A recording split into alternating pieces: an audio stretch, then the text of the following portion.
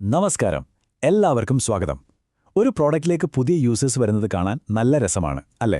പക്ഷേ ഒരു പ്രോഡക്റ്റിന്റെ യഥാർത്ഥ വിജയകത പറയുന്നത് ആദ്യമായി വരുന്നവരല്ല, മറിച്ച് വീണ്ടും വീണ്ടും തിരികെ വരുന്നവരാണ്.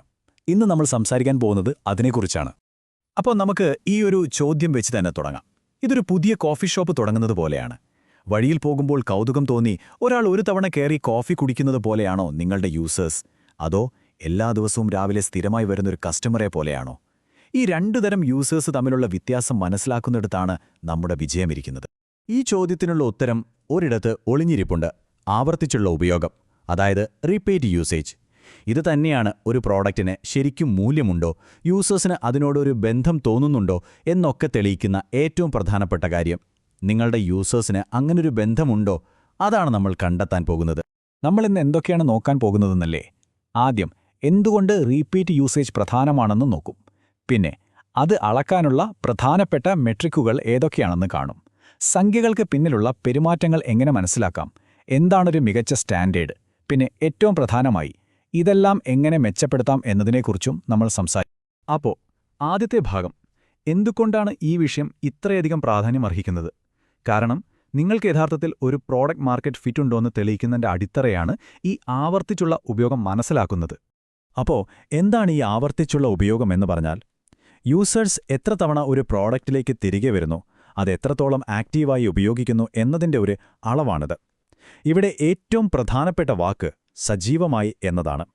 ഉദാഹരണത്തിന്, നിങ്ങളൊരു ആപ്പ് വെറുതെ തുറന്നു നോക്കുകയല്ല, മറിച്ച് അതിലെ ഫീച്ചറുകൾ സ്ഥിരമായി ഉപയോഗിക്കുമ്പോഴാണ് നിങ്ങളൊരു സജീവ ഉപയോക്താവാകുന്നത്. ഈ കാണുന്ന ചോദ്യമില്ലേ, ഇതാണ് ശരിക്കും നമ്മളെല്ലാവരും സ്വയം ചോദിക്കേണ്ടത്. ഒരു പ്രൊഡക്റ്റ് ഉണ്ടാക്കുന്ന ഏതൊരാളും ഈ ചോദ്യത്തിന് ഉത്തരം കണ്ടെത്തണം. ഇതിന് അതേ എന്ന് ഉത്തരം നൽകാൻ കഴിഞ്ഞാൽ നിങ്ങൾ ശരിയായ ട്രാക്കിലാണ്. ഓക്കെ, ഇനി നമുക്ക് കാര്യത്തിലേക്ക് കടക്കാം. ഇതൊക്കെ എങ്ങനെ അളക്കും? ആവർത്തിച്ചുള്ള ഉപയോഗം ട്രാക്ക് ചെയ്യാൻ ആവശ്യമായ ഏറ്റവും പ്രധാനപ്പെട്ട ചില മെട്രിക്കുകൾ ഉപയോഗിച്ച് നമുക്കൊരു ഡാഷ്ബോർഡ് ഉണ്ടാക്കിയാലോ? നമ്മുടെ ഡാഷ്ബോർഡിലെ ആദ്യത്തെയാൾ DAU, അതായത് ഡെയിലി ആക്റ്റീവ് യൂസേഴ്സ്. ഒരു ദിവസം എത്ര പേർ നിങ്ങളുടെ പ്രോഡക്റ്റ് ഉപയോഗിക്കുന്നു എന്നതിൻ്റെ ലളിതമായ കണക്ക്. ഇത് നമ്മുടെ പ്രോഡക്റ്റിൻ്റെ ദൈനംദിന ഹെൽത്ത് ചെക്ക് പോലെയാണ്. അടുത്തത് MAU, അഥവാ മന്ത്ലി ആക്റ്റീവ് യൂസേഴ്സ്. കഴിഞ്ഞ 30 ദിവസത്തിനുള്ളിൽ എത്ര പേർ നമ്മുടെ പ്രോഡക്റ്റ് ഉപയോഗിച്ചു എന്ന് ഇത് കാണിക്കുന്നു. എന്നാൽ യഥാർത്ഥ മാജിക് സംഭവിക്കുന്നത് ഇവ രണ്ടും ഒരുമിച്ചു വെച്ച് നോക്കുമ്പോഴാണ്. അതെങ്ങനെയെന്ന് നമുക്ക് നോക്കാം. ഇതാണ് DAU/MAU അനുപാതം. ഒരു പ്രോഡക്റ്റിന്റെ സ്റ്റിക്കിനെസ്, അഥവാ യൂസേഴ്സിനെ പിടിച്ചു നിർത്താനുള്ള കഴിവിന്റെ ഏറ്റവും ശക്തമായ സൂചകങ്ങളിലൊന്നാണിത്. നിങ്ങളുടെ കോഫി ഷോപ്പിൽ ഒരു മാസം 100 പേർ വരുന്നു, എന്നാൽ അതിൽ 20 പേർ എല്ലാ ദിവസവും വരുന്നുണ്ടെങ്കിൽ ആ 20 പേരാണ് നിങ്ങളുടെ യഥാർത്ഥ ശക്തി. അതുപോലെയാണിത്. അടുത്തത് വളരെ പ്രധാനപ്പെട്ട ഒന്നാണ് റിറ്റൻഷൻ നിരക്ക്. ഒരു നിശ്ചിത സമയത്തിനു ശേഷം എത്ര ശതമാനം യൂസേഴ്സ് മടങ്ങി വരുന്നു എന്ന് ഇത് അളക്കുന്നു. ഒന്നോർക്കുക, പുതിയ യൂസേഴ്സിനെ നേടുന്നതിനേക്കാൾ എത്രയോ പ്രധാനമാണ് നിലവിലുള്ളവരെ നിലനിർത്തുന്നത്. അതാണ് ഈ കണക്ക് നമ്മോട് പറയുന്നത്. ഇനി നമുക്ക് കുറച്ചുകൂടി ഡീപ്പായിട്ട് നോക്കാം. നിങ്ങളുടെ ആക്റ്റീവ് യൂസേഴ്സ് എത്ര തവണ പ്രോഡക്റ്റ് ഉപയോഗിക്കുന്നുണ്ട്? അവർ ഒരു ദിവസം പലതവണ വരുന്നുണ്ടോ, അതോ ആഴ്ചയിൽ ഒരിക്കൽ മാത്രമാണോ? ഈ ഫ്രീക്വൻസി വളരെ പ്രധാനമാണ്. ഓക്കെ, അപ്പോൾ നമുക്ക് കുറേ നമ്പേഴ്സ് കിട്ടി. പക്ഷെ നമ്പേഴ്സ് മാത്രം മതിയോ? പോരാ.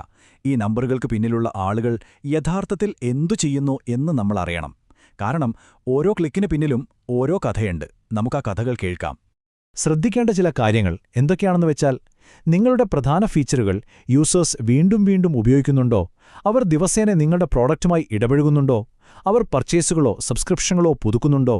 ഇതെല്ലാം നിങ്ങളുടെ പ്രോഡക്റ്റിന്റെ യഥാർത്ഥ മൂല്യത്തിന്റെ വ്യക്തമായ തെളിവുകളാണ്. ഈ ഉദ്ധരണിയൊന്ന് കേട്ടു നോക്കൂ. ഞാനിപ്പോൾ അതിനെക്കുറിച്ച് ചിന്തിക്കാതെ പോലുമില്ല. വെറുതെ അങ്ങ് തുറക്കും. രാവിലെ എഴുന്നേറ്റാൽ ചെയ്യുന്നൊരു പണി പോലെ. കണ്ടോ? നിങ്ങളുടെ പ്രോഡക്റ്റ് ഒരാളുടെ ശീലമായി മാറുമ്പോൾ സംഭവിക്കുന്നത് ഇതാണ് നമ്മൾ ലക്ഷ്യമിടേണ്ടത്. ശരി, ഇതൊക്കെ നമ്മൾ അളക്കുന്നുണ്ട്, നിരീക്ഷിക്കുന്നുണ്ട്. പക്ഷേ ഏതാണ് ഒരു നല്ല സ്കോർ? എവിടെയാണ് നമ്മൾ എത്താൻ ശ്രമിക്കേണ്ടത്? ഇൻഡസ്ട്രി ബെഞ്ച്മാർക്കുകൾ എന്തൊക്കെയാണെന്ന് നോക്കാം. ആദ്യത്തെ നമ്പർ 40% കൂടുതൽ. അതായത് 30 ദിവസത്തെ റിട്ടൻഷൻ നിരക്ക് 40% മുകളിലാണെങ്കിൽ അത് മികച്ചതാണ്. അതിനർത്ഥം നിങ്ങളുടെ യൂസേഴ്സിൽ നല്ലൊരു ശതമാനം നിങ്ങളുടെ പ്രോഡക്റ്റിനെ ശരിക്കും ഇഷ്ടപ്പെടുന്നു എന്നാണ്. അടുത്തത് നമ്മുടെ DAU/MAU അനുപാതം. ഇത് 20% കൂടുതലാണെങ്കിൽ സംഗതി പൊളിച്ചു. ഇതിനർത്ഥം നിങ്ങളുടെ പ്രോഡക്റ്റ് പലരുടെയും ഒരു ഡെയിലി ഹാബിറ്റായി മാറിയിരിക്കുന്നു എന്നാണ്. പിന്നെയുള്ളത് ആവർത്തിച്ചുള്ള സന്ദർശന നിരക്ക്. ഇത് 50% മുകളിലാണെങ്കിൽ അതിനർത്ഥം പകുതിയിലധികം പേരും തിരികെ വരുന്നുണ്ടെന്നാണ്. അതൊരു വലിയ കാര്യമാണ്. കാരണം ഓരോ തവണ അവർ തിരികെ വരുമ്പോഴും അവർ നിങ്ങളിലുള്ള വിശ്വാസം ഉറപ്പിക്കുകയാണ്. ഈ ചാർട്ടിലേക്കൊന്ന് നോക്കിയേ. ഒരു ശരാശരി പ്രോഡക്റ്റും ഒരു കിടിലൻ പ്രോഡക്റ്റും തമ്മിലുള്ള വ്യത്യാസം ഇവിടെ വ്യക്തമായി കാണാം. 10% കൊള്ളാം, പക്ഷേ 25% എന്നത് വേറെ ലെവലാണ്. ആ വ്യത്യാസമാണ് യൂസർ ലോയാലിറ്റിയിൽ കാണുന്നത്. അപ്പോൾ നമ്മൾ അവസാന ഘട്ടത്തിലേക്ക് കടക്കുകയാണ്. ഈ കിട്ടിയ അറിവുകളൊക്കെ വെച്ച് നമ്മൾ എന്തു ചെയ്യും? വെറുതെ നോക്കിയിരുന്നാൽ മതിയോ? പോരാ. ഈ അറിവുകൾ ഉപയോഗിച്ച് പ്രോഡക്റ്റ് മെച്ചപ്പെടുത്തണം. നമുക്കിത് പ്രവൃത്തിയിലേക്ക് കൊണ്ടുവരാം. നിങ്ങളുടെ പ്രോഡക്റ്റിൽ ആവർത്തിച്ചുള്ള ഉപയോഗം കൂട്ടാനായിട്ട് ഇതാ ഒരു സിമ്പിൾ പ്ലാൻ. 1. യൂസേഴ്സ് ഏറ്റവും കൂടുതൽ ഇഷ്ടപ്പെടുന്ന ഫീച്ചറുകൾ കണ്ടെത്തി അത് കൂടുതൽ മികച്ചതാക്കുക. 2. അവരുമായി നല്ലൊരു ബന്ധം സ്ഥാപിക്കുക. 3.